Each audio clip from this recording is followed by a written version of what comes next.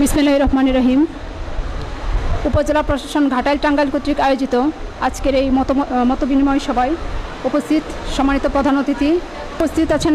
প্রধান অতিথি জনাব শরফউদ্দিন আহমেদ চৌধুরী, মানবর বিভাগীয় কমিশনার ঢাকা অঞ্চল ঢাকা।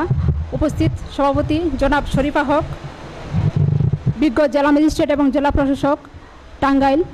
উপস্থিত আছেন বিভিন্ন দপ্তরের অফিস প্রধানগণ, সম্মানিত সুধীগণ, প্রিন্ট এবং ইলেকট্রনিক মিডিয়ার সাংবাদিকগণ সহ বিভিন্ন জন সুধীবৃন্দ।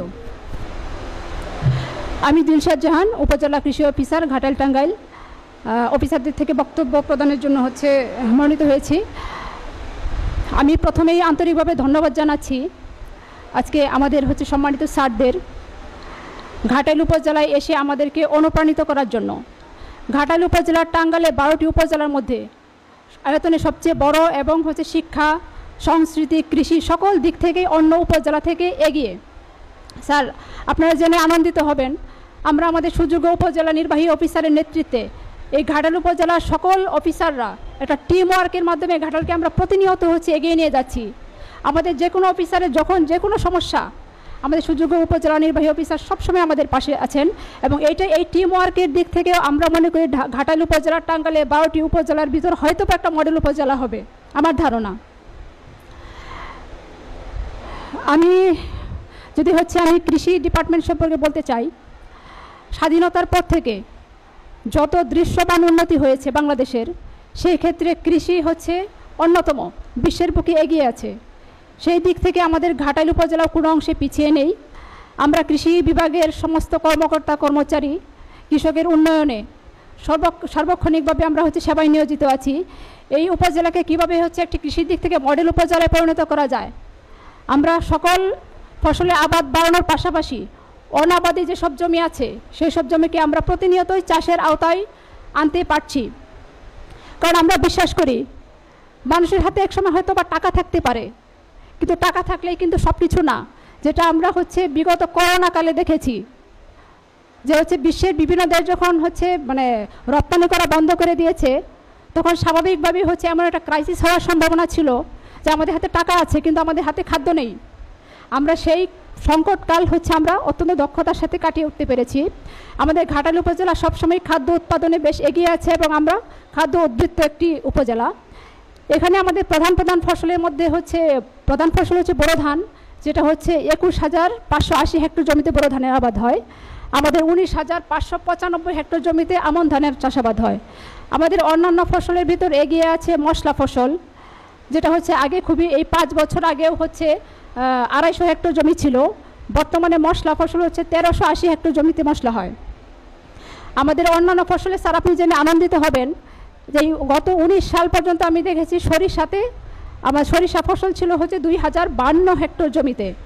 এই 5 বছরে আমরা স্বল্পমেয়াদী আমন ধানের জাত চাষ করে তেল ফসল আমরা এগিয়েছি 5500 হেক্টর জমিতে। কারণ আমাদের প্রতি বছর প্রচুর পরিমাণ ভোজ্য তেল আমদানি করতে হয়। তো আমাদের কৃষি বিভাগের একটা টার্গেট ছিল আমাদের ভোজ্য তেলের টাকাটা আমাদের দেশে থাকুক। আমরা কৃষকদেরকে অনুপ্রাণিত করে যদি আমরা তেল ফসল আবাদটা বাড়াতে পারি, তাহলে সরকার এখানে প্রচুর পরিমাণ অর্থ সরকারের সাশ্রয় হয়।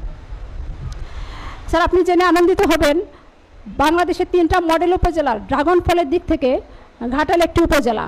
হয়তো এক সময় কি অন্য উপজেলার মতো ঘাটাইল মানুষ ড্রাগন ফল দিয়ে চিনবে। আমরা সেই ব্যাপারে আশাবাদী। আমরা প্রতিটা ফসল যেন আবাদ বাড়ে এবং একটা মডেল উপজেলায় পরিণত হয় আমরা চেষ্টা করে যাচ্ছি। তবে সকল সফলতার পাশাপাশি স্যার কিছু প্রতিবন্ধকতাও আছে, চ্যালেঞ্জ কিছু আছে। যখন অনাবাদী জমিগুলোকে চাষের আওতায় আনতে যাই, তখন কৃষকদের কাছে জিজ্ঞাসা করে যা জানতে পারি হয়তো বা উদ্যোক্তা কৃষক, কিন্তু এখানে সেচের সমস্যা আছে। কিছু ইউনিয়ন টিলা, এখানে সেচের পর্যাপ্ত অভাব রয়েছে। যদি ওই কৃষকদেরকে একটু সেচ সুবিধা করে দেওয়া যায়, বা আপনারা স্যার নীতি নির্ধারণী পর্যায়ে আছেন, ভবিষ্যতে এইসব জায়গায় এইসব কৃষকদের যদি সেচের সুবিধায় আওতায় আনা যায়, তাহলে হয়তো অনেক অনাবাদী জমি আবাদের আওতায় আসবে।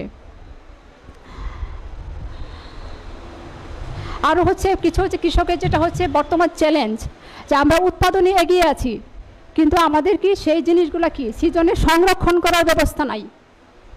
সিজনে কৃষক জিনিসের দাম কম পাচ্ছে, কিন্তু আমরা কিন্তু অফ সিজনে সেই জিনিসটা অনেক দামে কিনতে হচ্ছে। আমরা যদি সিজনের এই পণ্যটা যদি হিমাগার বা কোল্ড স্টোরেজ যাকে বলি আমরা ঘাটালে যদি হচ্ছে এটার ব্যবস্থা করতে পারি, তাহলে ঘাটালে কৃষকরা স্যার অনেক মানে এগিয়ে যাবে, বিভিন্ন ফসল চাষাবাদে তাদের আগ্রহ বাড়বে।